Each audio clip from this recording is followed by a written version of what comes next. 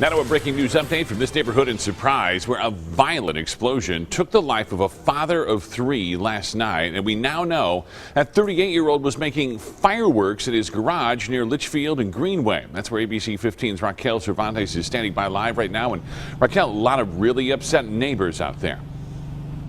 Yeah, it was an absolutely awful and gruesome scene out here that really disturbed neighbors. Some neighbors even had to be evacuated last night for their own safety. We're learning not only was it dangerous, it was also illegal. And this is just a very tragic warning of what can happen when people try to make fireworks at home.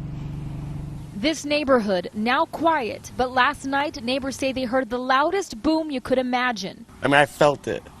When it shook my body, kind of, just like the shock wave came all the way across. Police and firefighters rushed over and found 38-year-old Derek Baldwin lying in his driveway. But the first on scene were neighbors who lived steps away. The neighbor across the street came over, helped me roll him over, and then since I'm a paramedic, I started working on him until the crews got there. I, with him, continued CPR to no avail.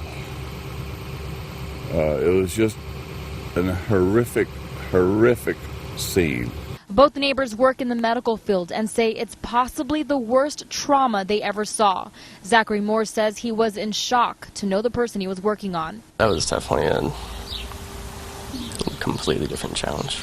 Neighbors are remembering Derek Baldwin as a quiet and nice man who would often help with their pools. Very nice, very helpful. Every time we went out for vacation or anywhere, he always would look after our house. As neighbors try to move past what they witnessed, a tragic warning for all. Watch out what's going on next door, kind of, Pay attention to your neighbors. You never know what's going to happen, obviously. And according to Surprise Police, it's unclear what type of fireworks this victim was trying to make, whether they were the small consumer type or the larger ones you would see at a show. There are certain types of fireworks that are only allowed on private property, but that would only be around the 4th of July and New Year's holidays. Back to you. Yeah, it's just difficult to imagine somebody trying to do this in their garage, just asking for trouble there. Thanks so much, Raquel.